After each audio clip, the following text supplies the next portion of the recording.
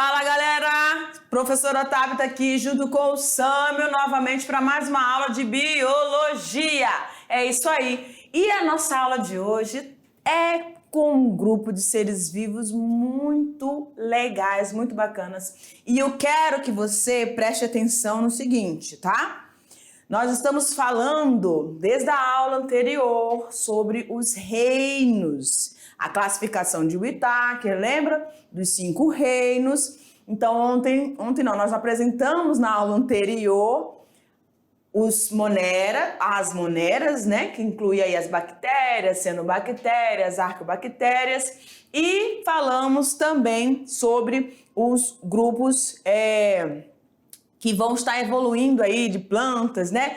E hoje nós vamos estar falando sobre o quê? Fungos. Exatamente. Então a gente vai conhecer o reino fungi. Dá uma olhada no nosso material? Joga lá. Olha aí, aula 10.1, tá bom? Os reinos dos seres vivos, a parte 2. Então nós vamos falar sobre fungos, reino fungi, e vamos falar também sobre o reino Plantae. Aí a professora deu uma gafe ali, né? Porque a gente vai falar do reino Plantae agora, e na aula anterior nós falamos sobre o reino Monera, o reino Protista. Tem hora que foge assim as coisas na cabeça, faz parte, né? Ser humano é assim mesmo. Vamos embora então? Tá preparado para conhecer esses dois reinos que são muito importantes para o meio ambiente, para a ecologia, para o grupo de indústria, tá bom? Então a gente vai ver aí muita informação. Fica de olho, mas a habilidade, né, ou as habilidades dessa aula são o seguinte: nós vamos reconhecer os diferentes tipos de organização e a forma de obtenção de energia dos seres vivos. Nós estamos vendo os grupos, né, de seres vivos, relacionar os fenômenos, fatos e ideias, elaborando novos conceitos, identificando as diferenças nos diversos níveis de vida, tá?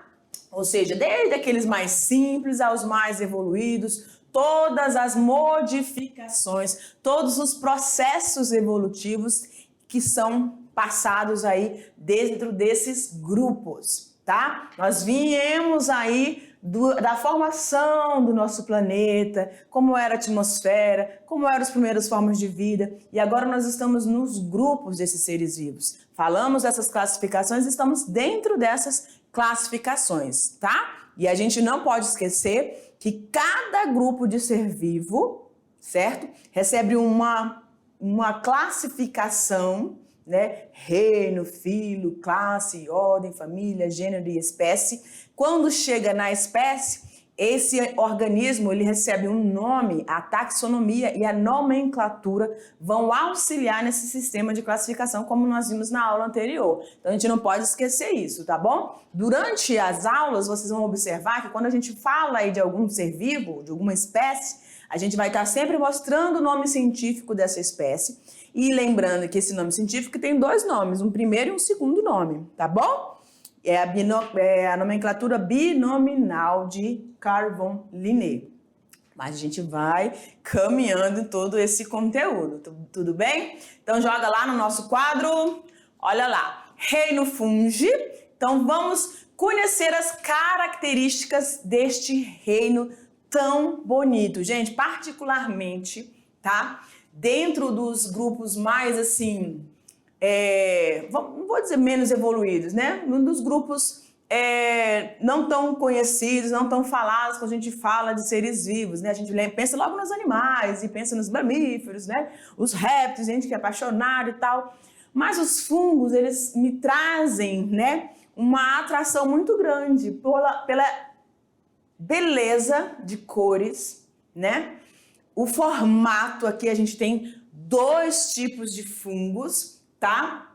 Orelha de pau e esse outro fungo que a gente chama de nágua de noiva, né? Esse fungo, ele nasce da noite pro dia, né? Se a gente tivesse uma câmerazinha, a gente poderia ver esse desenvolvimento, mas eu consegui acompanhar, não totalmente, mas em parte, e é muito bonito de ver. Então, os fungos, eles são popularmente conhecidos por bolores, Deixa eu colocar a minha canetinha aqui. Vamos lá. Deixa eu ver se está vermelha. Então, vamos lá. Os bolores mofos. Quem nunca se deparou com um guarda-roupa, com um armário, com uma calcinha, né? Oi, professora? É calcinha, né? Gente, quando a pessoa deixa as suas peças íntimas dentro de banheiro, que não é recomendável, pode acontecer, né, dessa peça íntima ficar ali e acabar tendo a presença desses fungos, exatamente, dos mofos, tá? Então, por isso que a gente não recomenda. Tem gente que deixa a escova dentro do banheiro ali sem proteção e não é muito legal, tá? Aliás, não é legal. Não é muito, não é legal. Né? Você tem que se deixar, tem que ser protegido, tá? Porque os esporos dos fungos estão ali no ar. O que é esporo, professora? Os esporos são estruturas de reprodução desses fungos, tá? Onde um esporozinho, que é microscópico, cair, esse fungo tiver matéria orgânica para poder sobreviver, ele vai então se proliferar. Então nós temos os levedos. Aí a gente lembra que esses levedos são utilizados aí, por exemplo, quando você come um bolo, né, um fermento biológico, ou você vai se alimentar no pão, enfim, tá? Os levedos estão participando aí. Orelhas de pau, como a gente tem aqui na imagem, tá? E as trufas e os cogumelos de chapéu, né? Ou também chamado de champignon, certo? Que são muito gostosos a gente colocar aí na nossa alimentação quando você faz um estrogonofe, né, professor Sam? Você gosta de estrogonofe com champignon? É bom, né? Um arrozinho quentinho, uma delícia. Pois é. E aí nessa imagem você consegue observar que esses fungos são visitados por alguns animais, né? Talvez, né, essa observação aqui tenha chamado a atenção de esses pequenos insetos, né, abelhas, estarem ali circulando, visitando esses fungos. Talvez tenha sido esse um dos motivos que confundia antigamente as pessoas nessa classificação dos fungos. Eles eram incluídos dentro do reino Plantae, tá? Mas aí começou a se observar que a forma de nutrição, que é uma das classificações mais rigorosas para você classificar os grupos de seres vivos, tá? Eles tinham uma nutrição totalmente diferente das plantas, que nós sabemos que as plantas, elas são autotróficas e os fungos, eles são heterotróficos, tá? Ou seja, são consumidores, vão se alimentar de alguma matéria, de algum componente que está no ambiente. Vamos seguindo?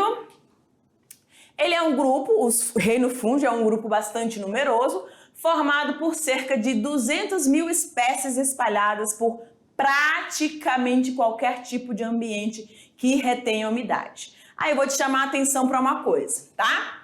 Para essa palavra aqui, né? Praticamente qualquer tipo de ambiente. Porque existe uma restrição. Lembram que a gente falou das moneras? As bactérias estão presentes em todos os ambientes. Todos. Agora, no reino fungi, existe muita espécie, porém existe uma restrição. Eles só vão estar nos locais com umidade. É imprescindível para esses organismos a presença dessa umidade, ou seja, vai estar úmido, quer dizer que vai estar protegido do sol, onde o sol incide, ele vai evaporar todos os corpos ali, né? Tu vai transformar tudo em vapor, tá bom? Então, os fungos, por isso que é importante, olha aqui pra mim, por isso que é importante, né? Eu tenho esse hábito, né? Eu adoro quando eu tô em casa, amanhecer o dia, eu saio abrindo as janelas todas, tiro cortina, afasto tudo, né? A gente coloca sempre o guarda-roupa na posição que o sol, né, dá para poder, quando você abrir as portas do guarda-roupa, está ventilando, circulando, entrando essa iluminação para evitar essa umidade e também ajudar aí nesse controle, né? E abre tudo, afasta tudo, abre todas as janelas, portas, deixa o ar circular, tá? Além de melhorar a circulação, a oxigenação e tudo, você também vai evitar algumas situações aí com esses fungos, tá? Porque os fungos, além de contribuírem aqui com o ambiente, tá? Onde eles estão inseridos, aqui, ó. Aqui. Tá vendo? Aí a gente vai falar desse grupo aqui também, das briófitas. Vocês vão já saber, tá bom? Mas aí a gente tem aqui os fungozinhos lindos e maravilhosos, ó. Junto com esse grupo de vegetais, tá? Além de fazerem parte desse ambiente e contribuírem com o processo de formação desse solo, a formação do início de um ambiente florestado, tá? E ajudando no processo de decomposição de matéria orgânica, eles são importantes também, ou eles também são causadores de doenças. Então, quando a gente circula, deixa a circulação de ar passar dentro da nossa casa, ou facilita isso, a gente está evitando, por exemplo, processos de micose, né? A presença de fungos nas roupas que você pode estar vestindo. Às vezes tem gente que tem hábito de passar roupa, tem gente que não passa roupa, só mesmo tirou do sol, dobra, né, dá aquela amaciada na roupa mesmo e já coloca ali. E pode ser que algum esporo desse fungo esteja nessa vestimenta que você retirou dali, e aí você guarda no guarda-roupa e ele vai acabar ali sem a iluminação, né? Acabar se proliferando. Isso principalmente nas nossas peças íntimas, tá bom? Para ter esse controle aí, porque a gente falou na aula anterior que lá no intestino, lembra do Candida albicans, que é um fungo? Pois é. A gente falou que ele tanto dá na boca, provocando sapinho, quanto também na nossa genitália, tá? Causando a candidíase, que é um fungo, então você tem que estar sempre mantendo um cuidado rigoroso para esses agentes, os micro-organismos, as bactérias e também para os fungos. Tudo bem? Vamos continuar então? Joga lá. Os fungos apresentam grande variedade de modos de vida. Podem viver como saprófagos, pois obtêm, né, quando obtêm seus alimentos, decompondo organismos mortos. Então, toda vez que nós compramos um alimento, né? Ah, professora, tá, eu fui lá no supermercado, fui lá na feira, mas já estava tudo limpinho, né? Presta atenção, quando a gente fala para vocês que os fungos eles vão estar em todos os lugares com umidade, então eles estão presentes nesses locais. Olha aqui para mim. Então, quando você vê aqui, ó, você comprou, creio que isso seja uma laranja, né? Parece uma laranja, alguma coisa assim. Um fruto, né? E esse fruto ele tá aqui, ó, com bolor. Certo? Que é um dos tipos dos fungos. Quando você vai comprar, você tem que fazer aquela higienização, tá? Ó, tem gente que coloca lava com hipoclorito, tem gente que lava alguns determinados alimentos com detergente mesmo, passa, tem gente que passa só com a buchinha, com sabão. Não sei como é que você faz a sua higienização ali, mas é importante que você faça essa higienização antes de acondicioná-los e levá-los para refrigeração, ou seja, para a geladeira. Tá? Porque se tiver umidade, esses fungos vão começar a se proliferar. E aí eles vão começar a agir, né? Se alimentando, se proliferando e aí produzindo e causando esses bolores. E aí nessa situação aqui já era, tá? Não tem mais como você se alimentar desse fruto. Tudo bem? Principalmente quando a pessoa, por exemplo, você é aluno que na sua residência vocês trabalham com agricultura familiar. Então, todo o cuidado com essa alimentação, com o armazenamento, o acondicionamento, né? Onde vocês vão colocar esse alimento até serem levados para a venda, ou seja, numa feira, ou se existe na sua região alguma empresa que compra esses produtos diretamente dos pequenos agricultores, não sei, mas tudo isso precisa passar por um criterioso rigor de higiene, tá? Para poder evitar a ação tanto dos fungos quanto das bactérias. Vamos seguindo. Então, os saprófagos são esses fungos que vão se alimentar dessa matéria orgânica aí, tá? Além desses modos mais comuns de vida, existem alguns grupos de fungos que são considerados predadores. Você já ouviu falar disso? Não, professora, é verdade. Fungos predadores que capturam pequenos animais e deles se alimentam. Nessa imagem, galera, não, isso não é um galho, tá? Isso aqui é um fungo. Esse fungo entrou nessa formiguinha e ele começou a se desenvolver. Começou a desenvolver. Essa formiguinha, olha aqui pra mim. A pessoa vai cenar agora. Pois é, esse fungo entrou os esporozinhos, né? Entrou no organismo e aí ele começou a se proliferar. O que vai acontecendo? Ele vai crescendo, crescendo e a formiguinha tá lá, ó, né? Elas não param, né, gente, dia e noite. Vai chegando um momento que elas vão começando a perder sua capacidade de locomoção, elas vão virando zumbi, tipo zumbi. E aí chega até um determinado momento que elas paralisam porque elas já morreram. E o fungo tá aí, ó. Tá aqui, cadê? Aí é muito ruim pegar. Tira aí, me tira aí. Deixa eu mostrar lá que é melhor. Tá aí, ó, certo? E o fungo vai se proliferando ali. E aí já foi, né? E aí, por isso que eles são chamados de predadores, tá? Vamos continuar? Em todos os casos mencionados, os fungos, tanto os saprófagos quanto os predadores, os fungos liberam enzimas digestivas. É isso aí. Então, nós, seres humanos, estamos falando nós, seres humanos, que também somos heterótrofos, tá? A gente tem órgãos que compõem o sistema digestório, não é isso? Vai lá na boca, alimento, tal, massageado, umidificado, triturado, vai pelo esôfago, vem pelo estômago, do estômago vai para o intestino e depois vai virar as fezes no reto, né? Passou para o intestino grosso, beleza.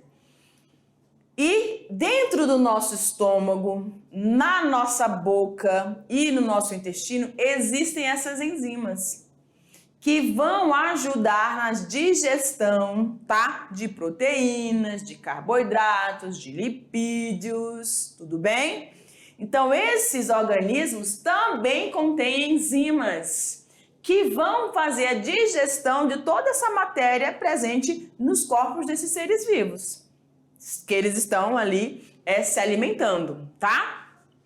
Sendo, portanto, conhecidos como heterótrofos por absorção. Aqui a gente tem um exemplo de um fungo orelha de pau. Tem fungos orelha de pau gigantes que você não consegue desconectar ele da árvore onde ele está, tá? Muito grande e pesado e duro mesmo, certo? E quando a gente vai tentar fazer isso, tem gente que eu já tentei fazer, né? Quando era menor. E aí a gente vê que sai um monte de coisinha, que são os esporos, tá? Como se fosse pó, mas é os esporos deles, certo? Então, olha só, o que você precisa entender aqui? Mais uma vez aqui para mim. Eles são heterótrofos por absorção, tá? Como é que eles fazem isso, professora? Existem, que nós chamamos de hifas. São projeções. Parecem, quando a gente visualiza, né, internamente, eu lembro raiz, mas não são raízes. São hifas. Essas hifas têm células e nessas células eles começam a secretar. Eles quando estão pode ser na pele, vamos dizer que seja uma micose, na pele. Ele vai se alimentar da sua pele, dos tecidos aqui, célula morta, enfim. E aí ele vai penetrando essas hifas e vai começando a liberar das células presentes nas hifas essas enzimas. E depois elas vão só absorvendo, entendeu? Por isso que eles são chamados de heterótrofos por absorção. Anota aí no seu caderno. São os únicos seres vivos heterótrofos por absorção. São os fungos. Certo? Tudo bem? Os demais vão conseguir, ó, se alimentar. Vamos lá, joga no quadro. Joga no quadro e o quadro já tava lá, prof, é isso aí, vambora. Aí aqui a gente tem dois exemplos, né? O bolô, né, que ele tem essa... Gente, tem bolô que é... Sério, outro dia eu fiquei, né, uma colega ficou meio chateada comigo, porque eu fiquei encantada com o fungo que tinha no teto da casa dela. Falou, para de ficar olhando meu teto. Mas é porque tinha dado infiltração, né? Como vocês estão vendo aqui. Só que tem uns tipos de fungo, gente, que eles têm uma cor tão linda e um design, eles vão fazendo como se fossem ondas de cores, sabe? É a coisa mais linda, né? Sim, enfim, eu gosto de fungos. Hashtag fungos, eu amo. Tá? Então ali, bolor, mofo, são os tipos de fungos que a gente comumente encontra, tanto nos alimentos, quanto também, infelizmente, principalmente aqui na nossa região, que é muito úmida, né? E aí a gente tem esses períodos aí que a gente vê esses mofos por todos os cantinhos, né? E onde tiver a infiltração também, no caso de casas que tem essas paredes ali, tá? Vamos continuar? Pois é, agora a gente vai para o reino Plantae, tá? Então deixa eu vir aqui comigo, ó, presta atenção. A gente está falando desses grupos, está apresentando esses grupos para vocês. A gente não vai aprofundar. Professora, a gente não vai falar de reprodução delas, não vamos falar das doenças. Não, calma com o teu coração. Nós estamos apresentando, estamos falando de classificação, então nós estamos apresentando cada um desses grupos e falando das principais características. Você sacou isso? Então é isso aí, tá bom? Não te agonia, não. Eu queria falar sobre doenças. Calma, não é o momento. Vai chegar, tá certo? Então agora a gente vai falar sobre plantas. Joga lá. É isso aí, Plantae ou plantas. As plantas são a base de sustentação da vida na Terra. Como assim, professora? Pois é, são elas que juntamente com as algas, você lembra dessas algas? Algas unicelulares, multicelulares, protistas. Lembra, né? Pois é. Então essas algas protistas, elas, juntamente com as plantas, elas vão contribuir para toda a sustentação ou manutenção da vida na Terra ou no planeta, tá? Produzem oxigênio necessário à respiração de todos os seres vivos. Aí, a gente lembra o seguinte, que existem os organismos aeróbios, que são esses que vão estar utilizando aqui, ó, o oxigênio liberado por todos os organismos fotossintetizadores, tá? Fotossintetizadores porque realizam o processo ou a via metabólica chamada fotossíntese, certo? E para realizar o processo fotossintético é imprescindível que esse organismo tenha um pigmento. Que quando a gente sobrevoa uma floresta ou quando a gente chega num jardim, a gente consegue observar esse pigmento muito em evidência. Qual é o pigmento? Verde, professora. Pois é, o pigmento verde que é a clorofila, que vai ficar dentro de uma organela citoplasmática que nós já falamos dela. Qual é? Deixa eu ouvir. É isso mesmo. Se você falou cloroplasto, você acertou, tá? Então, dentro dos cloroplastos é que essa clorofila vai estar presente e vai capacitar os organismos, então, de absorver a energia luminosa, transformando essa energia luminosa em alimento para elas. Por que para elas, professoras? Elas são chamadas de autotróficas. Produzem para si, certo? Então vão produzir o alimento para elas e vão produzir o oxigênio para elas, porém, contudo, todavia, dentro da cadeia alimentar, nós vamos ter então a disposição ou a disponibilidade desse oxigênio que vai ser liberado também, tá, para a atmosfera, para todos os outros organismos aeróbios estarem utilizando. Então, elas vão consumir uma parte e aí outra parte vai ser liberada. Vão consumir, vão produzir, consumir e liberar. Tudo bem?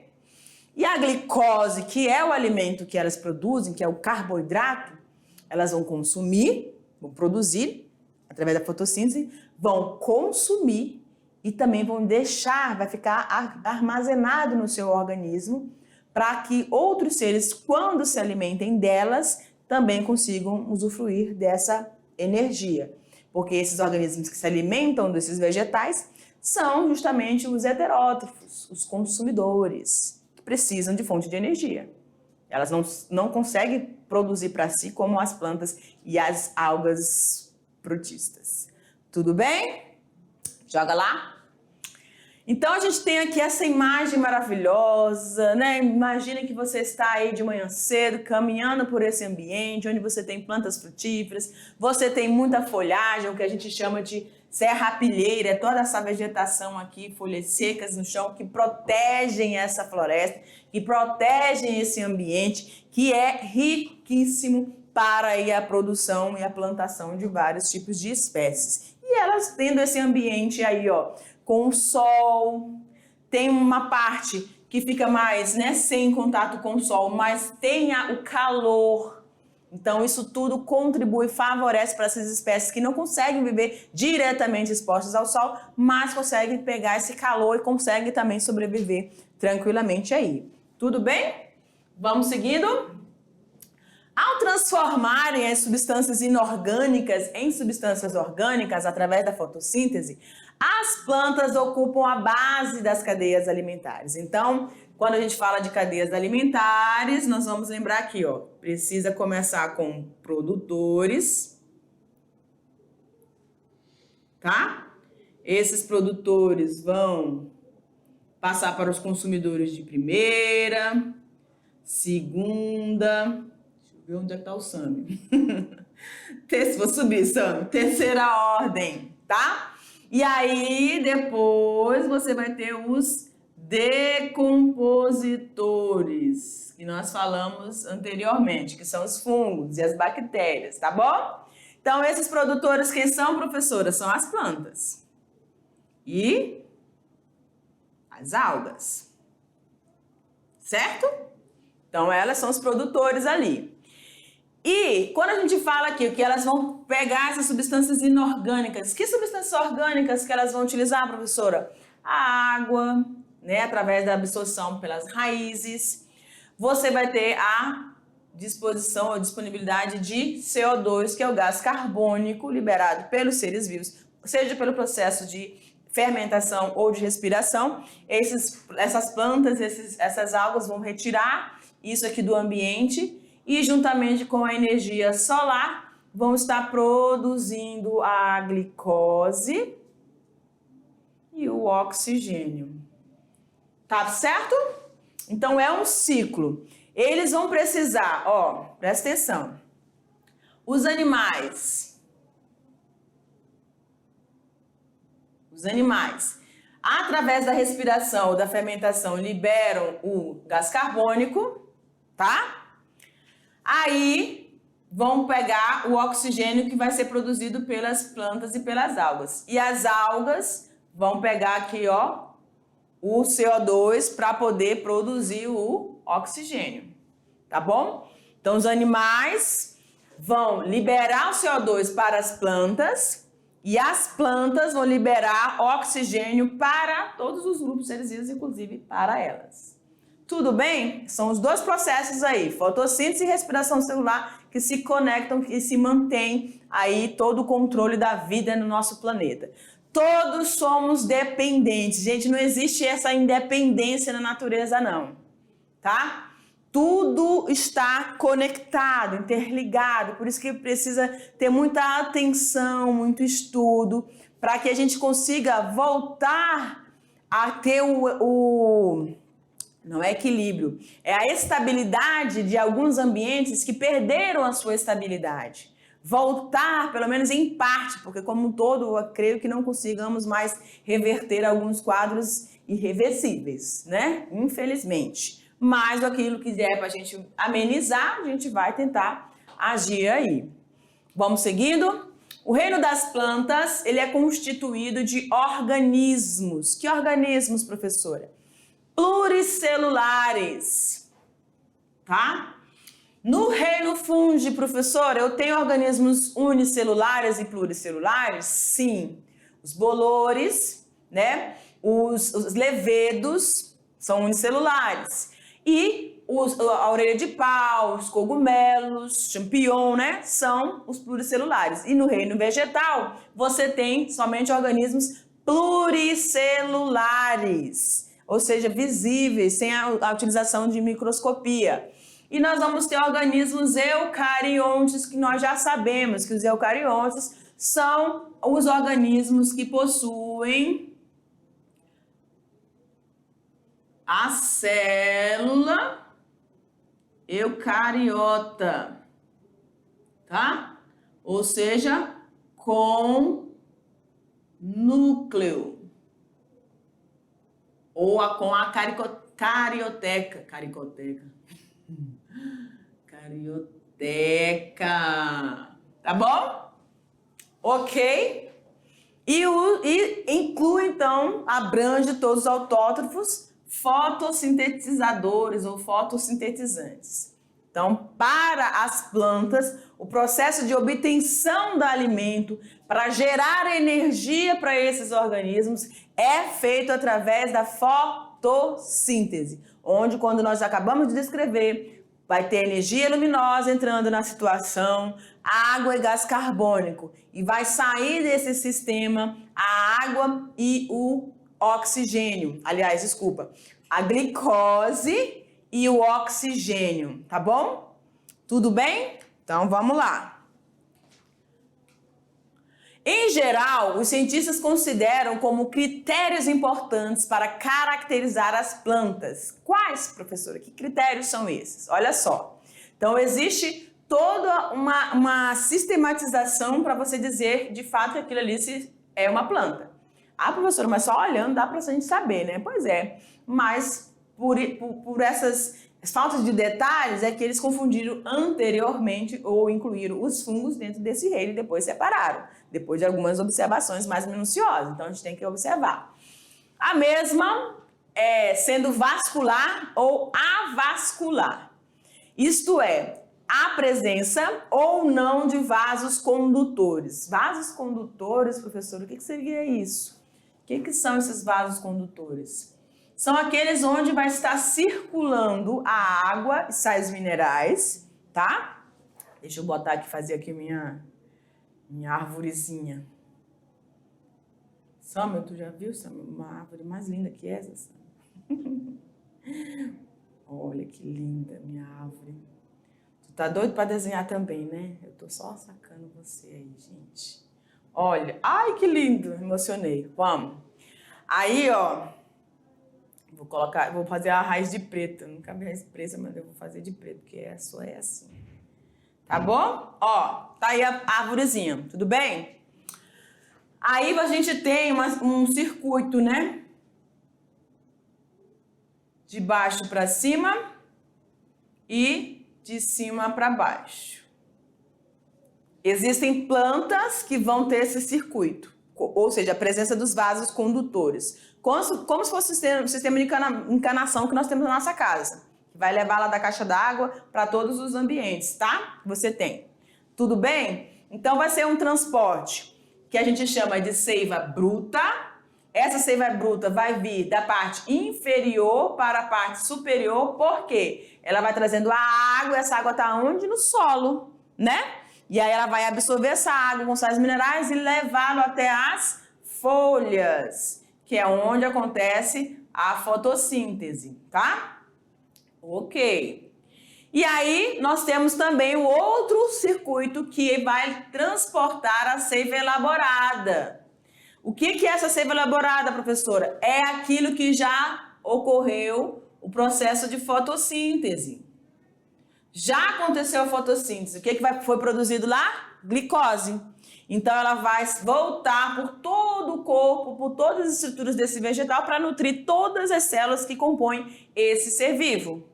Tudo bem? Então, quando você tem a presença desses vasos condutores transportando seiva bruta e seiva elaborada, você tem uma planta que nós chamamos de vascular. Mas existem grupos que são avasculares, que não têm esses sistemas.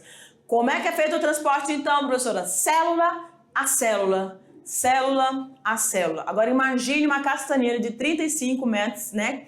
Que aí, como que você poderia ter esse sistema vascular? Como é que essa planta iria conseguir sobreviver para que cada célula chegasse lá nas folhas? Depois desse circuito todo não ia dar, né? A planta morreria antes de essa seiva bruta chegar às folhas, tá certo? Então a gente vai pensar num organismo pequeno, de porte pequeno, tá bom? Outra característica, ter ou não estruturas reprodutoras. Existem sementes, frutos, flor. Nem toda flor tem fruto e flor, tá bom? E a gente vai ter aí a ausência dessas estruturas em alguns grupos. Vamos seguindo. A diversidade vegetal é mesmo enorme, não é? Pois é. Vamos ver algumas características das plantas. Olha lá. Então, no grupo das plantas, existe uma classificação que é chamada de criptógama. Plantas criptógamas. O que significa isso, professora? Do grego cripto, que vai significar escondido. E game, que significa gameta, ou seja, o gameta dentro das plantas que são classificadas como criptógamas vai estar escondido. Esta palavra significa, portanto, planta que tem estrutura. Pode anotar aí, tá? Plantas criptógamas são plantas que têm a estrutura reprodutiva escondida, ou seja, sem semente, tá bom? Sem semente. Então, quando eu pensar numa planta não produz semente, ela é uma criptógama, beleza? E aí aqui a gente tem uma representação nessa imagem que são as briófitas. As briófitas são criptógamas. Briófitas, isso. E as pteridófitas também. Vamos lá. Nós temos aí as fanerógamas, tá? Palavra composta por faneros, que significa visível, ou por gamei, que significa gameta. Então, nas fanerógamas, quase não sai, nós vamos encontrar sementes visíveis. Essa palavra significa, portanto, planta que tem a estrutura reprodutiva visível, são plantas que possuem semente. Então, bota no seu caderninho bem simples, básico, criptógamas sem semente. Quem são? Briófitas e pteridófitas. E aí nós temos as fanerógamas, que possuem semente. Quem são? Gimnospermas e angiospermas. Gimnospermas e as angiospermas, tá? Tudo bem? Vamos seguindo? Olha que linda. Esse aqui é um exemplo, né, da angiosperma, que é uma planta com a semente, tem a flor também. Então, para esse grupo de angiospermas, nós vamos ter flor. As gimnospermas têm semente, mas não possuem flores, tá? Então, olha aqui. Gimnosperma, que é uma fanerógama, palavra composta por gímino, que significa descoberta, e esperma, semente. Essa palavra significa, portanto, planta com semente a descoberto ou semente nua. E aqui a gente tem os pinheiros, as araucárias, dentro desse grupo aqui das gimnospermas. Tudo bem? E as angiospermas nós temos palavra composta por ângio, que significa vaso, que nesse caso é o fruto, e esperma, semente. A palavra significa planta com semente, guardada no interior do fruto, tá? As plantas são seres pluricelulares e eucariontes. Nesses aspectos, elas são semelhantes aos animais e a muitos tipos de fungos. Entretanto, tem uma característica que as distingue de todos os outros seres vivos. Elas são autotróficas. Esses seres autotróficos são os que produzem o alimento através do processo de fotossíntese. Só elas e as algas protistas fazem isso. As plantas, juntamente com outros seres fotossintetizantes, são produtoras de matéria orgânica, ou seja, glicose, que nutre a maioria dos seres vivos na Terra, atuando na base das cadeias alimentares, ou seja, atuando como os produtores para os animais herbívoros, como vocês estão vendo a imagem aí do peixe-boi, tá? Olha aqui para mim. Então, fechando aqui, peixe-boi é um animal herbívoro que se alimenta desses produtores. Produtores realizam fotossíntese e são a base da cadeia alimentar que aí vai estar presente em todo o nosso planeta. Tudo bem? Então, eu te aguardo para a gente fazer aquela revisão. Cheiro!